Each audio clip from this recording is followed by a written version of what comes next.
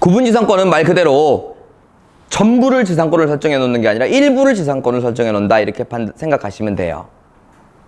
자, 그런데 구분지상권은 조심해야 될 게 하나 있어요.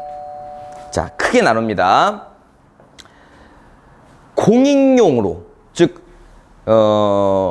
개인의 가치나 개인의 사익을 위해서가 아니고 공용으로 쓰는 것들의 구분지상권이 많이 있거든요. 자, 3개만 할게요. 오늘은 지하철, 그리고 송유관, 그리고 고압선. 자, 구분지상권은 보통 지하나 지상으로 흘러가는 것들이 많습니다. 즉 토지가 이렇게 생겼는데요, 여기에 이 선에 따라서 지하철이 지나간다거나 송유관이 지나간다거나 아니면 고압선이 지나간다면, 지하철이 지나간다면 지하의 지상권을 설정해 놓은 거겠죠. 보통 서울은 더 심하고 경기도 같은 경우는 80m에서 100m 사이 뭐 이렇게 설정을 해놔요. 우리랑 관련 없는 얘기예요. 관련 없다는 얘기는 뭐예요? 80m까지 파지 말라는 얘기야. 관련 없다는 얘기는 또 뭐예요? 팔 일이 없다는 거지. 우리는 우리가 뭐 롯데타워를 지을 거야 뭘. 자, 이 지하철 같은 경우는 서울에 잘 나가는 땅들은 다 걸려 있어요. 옛날 같으면 4호선 5호선 시절이 아니기 때문에 지금이 명동, 뭐 강남 뭐 이런 데는 다 지하철이 다 다녀요. 심지어는 뭐 한강 밑으로도 다니죠. 그래서 뭐 종로 이런 데는 다 땅에 구분지상권이 걸려 있어요. 그래서 지하철이나 송유관 같은 구분지상권은 여러분들이 크게 신경 쓸 필요가 없어요. 다 그렇게 걸려 있고, 그리고 그 걸려 있는 상태에서 제값에 매매가 되기에 우리는 크게 생각할 필요가 없는데, 우리가 제일 신경 써야 되는 게 바로 고압선. 전선 밑에 있다 그래서 선하지라고 불리죠. 여기에 이 땅이 전부가 아니라 요만큼을 이제 지상권, 구분지상권을 설정해서 이제 우리가 못 쓰게, 즉 못 쓰게라는 건 건물을 못 짓게 하는 거죠. 자, 이 화면에 나온 1순위 구분지상권 보이십니까? 한국전력공사에서 한 거고요. 여기 뭐 송전선을 통과하는 몇 평방미터부터 막 이런 내용들이 써 있는 거예요. 즉 고압선이 통과하고 선하지기에 그 전선 밑에는 건물 짓지 말아라, 이런 얘기입니다. 저게 90년대 말 2000년대 초에 좀 불거졌었거든요. 고압선이 흘러가는데 뭐 그것이 알고 싶다 이런 데 나와갖고 뭐 가축들이 막 떼죽음을 당하고, 과학적으로 증명되진 않았다고 하더라고. 막 괜히 몸이 아프고 말이야, 사람들이. 저 고압선 때문이 아니냐, 그러고 마무리가 됐나 안 됐나 확실히 저 그 부분은 정확히 몰라서. 또 이 얘기를 하니까 어떤 분이 류마티스 관절염엔 또 좋다고. 이상한, 또 이것도 근거 없는 얘기예요. 네. 이상한 이야기를 하시는데 하여튼 모르겠어요, 그 부분은. 저는 부동산 전문가니까. 자, 이렇게 이제 여기다 건물을 짓지 마라, 이겁니다. 여러분, 근데 이것도 실무적으로 가볼까요? 그럼 이거 구분지상권 안 해놨으면 얘들은 건물 막 짓고 싶죠? 고압선 밑에다가. 그건 아니잖아. 이건 권리가 있든 없든 이 부동산의 가치를 판단해야 되는 거지. 구분지상권이 있으니까 경매 들어가면 안 되고, 뭐 없으면 거기다 건물 짓고 전기 땡겨 류마티스가 있어갖고 그걸로 집 짓고 싶고 이런 건 아니잖아요. 그죠? 대부분, 아니 100이면 100 고압선은 좋아하는 사람은 없어요. 가까이 가면 막 소리도 나. 이런 소리. 가보셨으면 아시겠지만. 자, 그렇기 때문에 구분지상권은 이제 실무적으로는 우리한테, 그러니까 선하지의 구분지상권입니다. 나머지 구분지상권은 우리랑 또 별개고요. 쫙 100m 밑에 있는 것들이니까. 그렇기 때문에 선하지만 생각해야 되는데, 첫 번째 지식적으로, 이론적으로 생각해야 될 건, 구분지상권은 과거서부터 그랬던 건 아닌데, 구분지상권은 선순위가 아니어도 말소가 안 됩니다. 후순위여도 말소가 안 된다는 얘기입니다. 근데 여기서는 제가 구분지상권은 이렇게 말씀드렸지만, 사실은 구분지상권 중 공익으로 쓰는 것들만 그렇습니다. 아까 얘기해드렸죠? 지하철, 송유관, 선하지, 요거 3개. 요거 세 개는 후순위여도 토지의 공개념이라는 가장 큰 우리나라의 법이 있는데요. 공익을 위해서는 개인이 우선이 아니라 공익이 우선이다, 이런 시스템이에요. 근데 하여튼 그런 거에 따라서 후순위여도 말소가 안 된다는 걸 지식적으로 알아두시고, 우린 후순위여도 말소가 안 되는 지하철과 송유관은 관계가 없으니까 매매하는데도 전혀 문제 안 되고, 그럼 서울시 거 다 매매 안 되게, 그게 아니고 문제 없으니까 선화지는, 실무적으로 갈게요. 선화지는 그게 말소가 되든 안 되든 여기다가 건물 지으려고 사는 사람은 없다는 얘기입니다. 자, 그럼 선화지는 어디다 씁니까? 이렇게 해볼까요? 이 지역에 선화지가 아닌 땅, 그러니까 전선이 안 지나가는 땅은 평당 100만 원에 거래가 된대. 그럼 여러분 이거 얼마에 사시겠어요? 50만 원. 30. 조도 안 갖는다. 10 나왔어요, 10. 예, 10. 20, 그럼 20.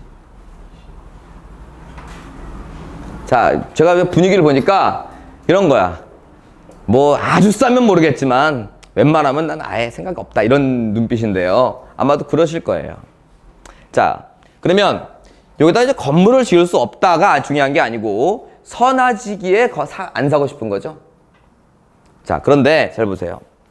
여러분들 어떤 부동산을 볼 때 아유 저걸 어디다 써? 이거 이제 금지할게요. 여러분 쓰려고 사요? 돈 벌려고 사요? 돈 벌려고 사죠. 여러분 땅 사갖고 뭐 농사 짓는 분 얼마나 있다고. 농지를 다 농사 짓는다고 농시증 써놓고도. 맞잖아요, 제 얘기가. 그러면 아 저걸 어떻게 돈을 벌지? 이렇게 멘트를 바꿔야지. 아 저걸 어디다 쓰냐? 예를 들어서 여기가 전원주택 부지가 개발이 되고 있는 상태에 그 도로만 쫙 나왔어. 그걸 어디다 써? 맨날 거기 산책할 거야? 그게 아니고 저걸로 어떻게 돈을 버냐? 이걸로 갈게요. 어디다 쓰냐 그러면은 그 전원주택 부지의 도로라는 거는 뭐 넓어봐야 6m, 길면 뭐 300m 이렇게 되잖아요. 어디다 써요, 그걸? 쓸 데는 없어. 하지만 그걸 어떻게 수익을 취하느냐가 중요하다는 얘기입니다. 자, 여러분들 일산 여기 신도시 있죠? 여기 우리 동네. 여기에 철탑 있어요? 선화지 있나요? 못 봤죠? 그거 다 어디 갔어요? 어딘가에 있겠죠. 하지만 공중으로는 지나가지 않아요. 그래서 이 신도시, 도심은 선화지에 대한 구분 이상권은 없어요. 이해 가시죠? 되게 중요합니다. 여기가 동탄, 화성, 평택, 고산, 지금 얘기한 것들이 모두가 다 이제 할 곳이지 한 곳이 아니에요. 할 곳이야. 할 곳이라는 건, 신도시가 될 곳이라는 건 지금은 시골이라는 얘기죠. 일산 신도시의 25년 전, 파주 운종 신도시의 10년 전을 얘기하는 겁니다. 그럼 여기는 산도 있고 논도 있고 밭도 있고 공장도 있고 주택도 있고 축사도 있고 많이 있겠죠. 또 뭐도 있어요? 철탑도 있어요.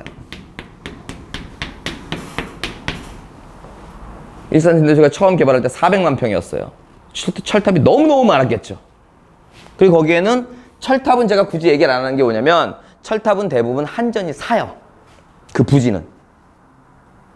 그런데 철탑과 철탑 사이에 모든 전선을 다 한전이 사면 돈도 많이 들 거고 이런 땅이 나오게 되는 거지 이제. 그렇기 때문에 나머지는 구분지상권으로, 과거에는 보상도 안 해줬어요. 지금은 보상을 어느 정도 해주고 그걸 지상권을 잡아놔요. 그 철탑이 존재하는 동안에. 자, 그러면 여기에는 이걸 연결하는 끊임없는 선화지가 있을 겁니다. 맞죠? 자, 선화지 아닌 땅이 100만 원이죠. 제가 좀 전에 그랬죠. 여러분 선화지 있는 땅 10만 원에 사신다며. 무조건 사세요. 무조건. 보상은 감가를 안 하진 않습니다, 선화지가. 하지만 20에서 많게는 30%밖에 감가 안 합니다. 즉 100만 원이라면 70에서 80은 나온다는 얘기예요.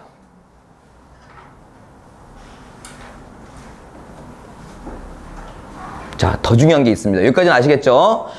자, 좀 죄송한 말씀 드릴까요? 10만 원에 못 사. 미안하지만. 아, 이제 경매로 사니까 좀 싸긴 싼데, 일반 시세를 말씀드리자면 100만 원이면 반값도 더 달라 그래요. 그게 원래 안 그랬어요.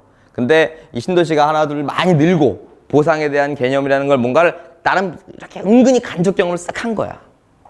여러분들 IMF 옛날 96, 7년도로 8 이렇게 돌아가면 그때로 돌아가고 아무 의식 없이 그냥 그대로 돌아가면 똑같아요. 근데 IMF 겪고 몇 번의 안 좋은 경제 위기를 겪었잖아요. 그럼 우리나라 성장했다 이런 건 잘 모르겠고 나는. 그러면서 그때 IMF 때 부동산 샀으면 대박 쳤겠죠. 그런 거를 은근히 사람들이 약간은 갖고 있어요. 그 다음 경기 안 좋을 때는 그만큼 가격이 안 떨어졌다고. 그런 것처럼 옛날에는 반값 이하로도 다 샀는데 지금은 반값은 쳐줘야 돼. 매매로 살려면. 그리고 그 보상에 대한 경험이 있는 사람이라면 반값에도 당연히 안 팔겠죠. 이해 가십니까? 그렇기 때문에 좀 죄송한 말씀을 드렸지만 10만 원이면 거저네 거저. 자, 한 반값 정도는 생각하셔야 된다는 점 아시게 되고요. 두 번째예요. 두 번째는 이 동그라미 밖에 있는 여기들 있죠. 여기 선화지들. 갑자기 일산 신도시 보면 철탑이 막 이게 선화지가 있다 갑자기 땅으로 확 묻혀갖고 이렇게 지나가는 거 아니죠. 그 주변에도 없죠.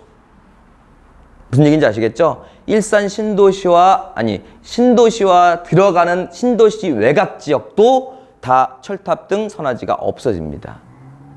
그런데 여기 땅 가격을 주면 여기도 살 수 있겠죠, 당연히. 자, 근데 왜 더 중요하다고 표현했냐면 1, 2분 단위 신도시가 되는 지역이고요. 3, 4분 단위 신도시가 안 되는 지역에 3분 단위 1자리를 선화지로서 싸게 사셨어요. 여기 있는 분들은 보상받고 그냥 시세값 받고 나오는 거지만 이거 들어오면 여기가 대박이 난다고, 이 자리가. 게다가 전선은, 고압선은 자동으로 없애주잖아. 여러분들 신도시가 들어오면 신도시에서 보상받는 사람이 대박 나는 게 아니라 그 외곽에 있는 사람들이 보고 대박이 나는 거예요. 신도시랑 가까우면 가까울수록. 이해 가시죠? 그래서 그게 조금 더 중요하다. 따라서 선화지, 즉 구분지상권에 대한 선화지는 우리가 그게 있니 없니를 가져가 우리가 경매를 투자하니 안 하니를 따지는 게 아니에요. 없어도 건물 짓고 싶지 않아, 거기다가, 선화지에다가. 그게 아니라 그 부동산의 가치와 경매가를 따져서 또 더 나아가서는 이런 좀 구체적인 계획이 있다면 투자하셔갖고 남들보다 더 큰 돈을 버셔야 된다는 얘기입니다. 아시겠죠? 자, 또 다른 예